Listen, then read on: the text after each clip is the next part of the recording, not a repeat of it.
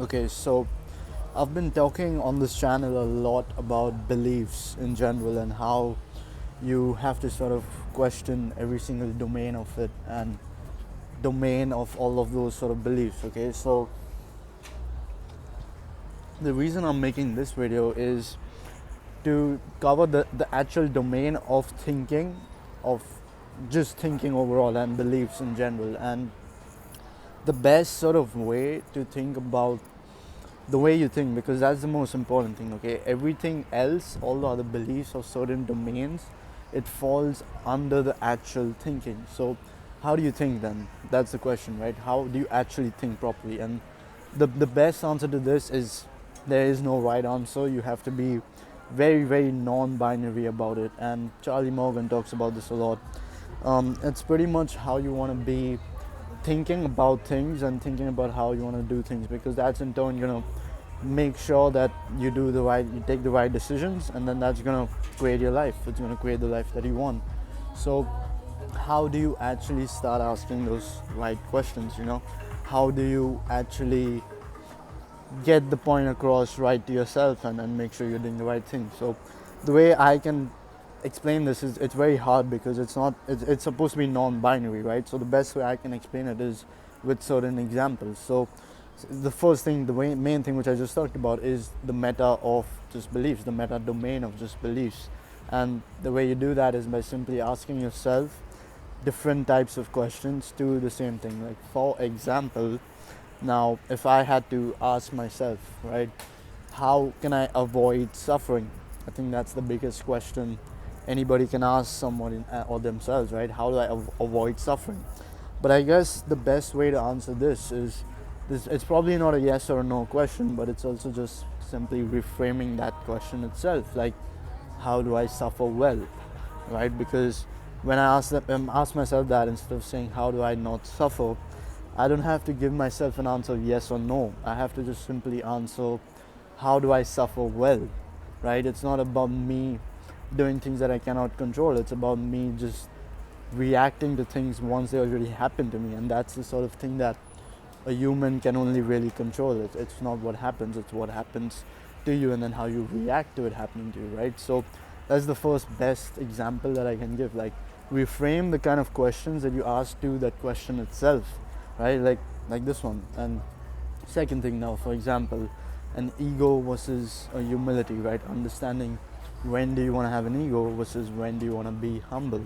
Like, for example, today we just signed a 200k deal. Okay, we signed the biggest deal that I have signed till now, um, for the next 2 months, which is very good in terms of also like recurring revenue, right? So in this sort of instance right now, I would say, oh, my ego can be really high, right?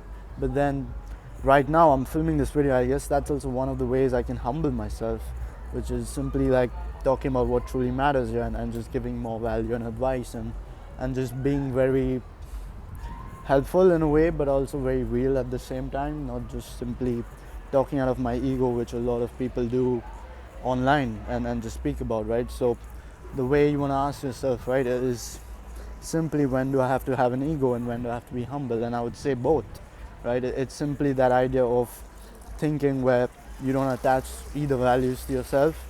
Like, for example, now, when I was going to sign this deal and when I was pitching for this deal, I was when I was actually doing it, and even on a daily basis when I'm working and I'm just trying to sign more deals, I am going to have an insane amount of ego. Like, I'm going to think, yes, I am going to sign this deal, and then that in turn makes me do every single thing I can to sign this deal and take proper action towards signing it.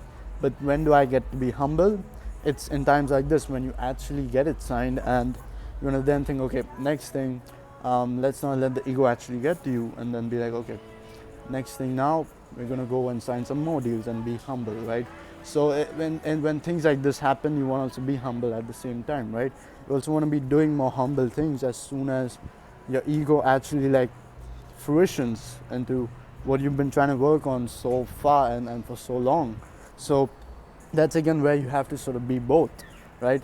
A third example can be simply how you spend versus how you save your money, because if you're just saving your money, then you're not gonna feel that entitled to making more, and you're gonna be like, okay, I already feel satisfied, right? But the sort of best way to, I guess, motivate yourself to making more money is simply by spending a bit.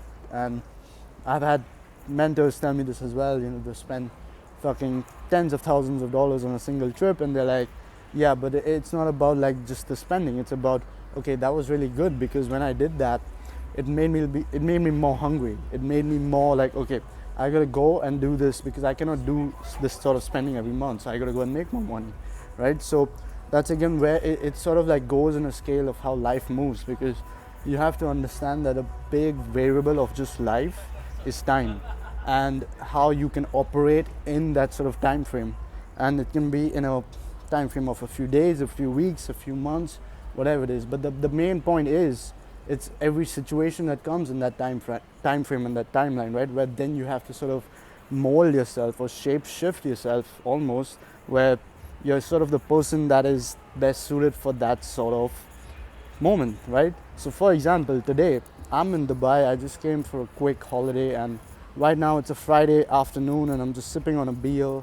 And I thought I'd make this video at the same time because this is not my typical Friday afternoon, right? My typical Friday or any typical weekday for months now, it has been just simply working and literally doing 10 to 12 hour disgusting work days. And today is one of those days where I've been working for a few months now. I haven't really taken any sort of break, so I'm gonna just come here, chill, stay in this nice hotel, drink a beer, and just do my thing, right? So that's also when you have to realize, like, self-improvement is good. The gurus, all of them, they're good. All advice is there, which is good, but you cannot live like that 365 days of the year.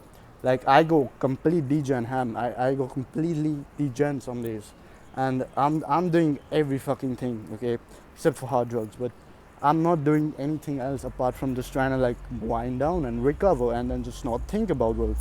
And I think about work a fuck ton, right? So again, it's that situation of, okay, I'm being both.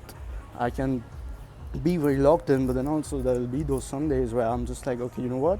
I'm not gonna lock in. I'm gonna recover, so that let that anxiety build up. Because what I've noticed with me as well, and I think a lot of people who talk about this do, when you sort of don't do work for like a few days, the anxiety builds up so much that the next few weeks when you actually go to work, you're so motivated and you're so urgent, and it's sort of like a nice reset that you should do to yourself.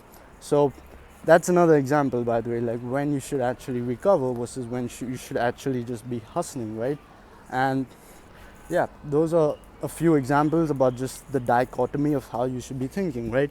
It matters in how the time moves, it matters in how the time frame is, and that's simply how you want to live your life. And all of that to say, like, when do you actually filter, and when do you actually think, when you effectively judge? And I've talked about this before, it depends on your goal, right? Now again, that's where this dichotomy comes in, right? To address this sort of question, because a few of you who have watched my previous videos will be asking this, okay, but your goal is still to just go and make money, right? It's simply that. So right now, why are you chilling and doing that? And my simple answer to that is, my goal is to make money, yes, but you have to think of everything in a day's perspective, and then a week's perspective, and then a month's perspective, and then a year's perspective. And in the months, I've been hustling, I've been doing everything towards to getting to my goal, but then also me just recovering right now, chilling, sipping on this beer, makes me in fact more inclined towards making money, and I'll in fact make more money in the future because I can reset now, and then I can again go back at it strong. So it's things like this that you certainly have to ask yourself. And the best thing about all of this in the whole is your entire life just improves, not just when it comes to work and business, because you stop taking things personally, you stop judging people who judge people like this, and then you understand that those people simply cannot think in this manner. And they'll attach people with either a egotistic nature or humble nature, or this person doesn't care about his life at all because he's at the club, or things like that, which in my opinion is just very shallow and very mundane. Because in my eyes, the way I see myself is I do everything. I'm all of them and nothing at the same time, and that's how you should start viewing yourself as well. So all that to say, I hope this video helped, and I will see you guys in the next one.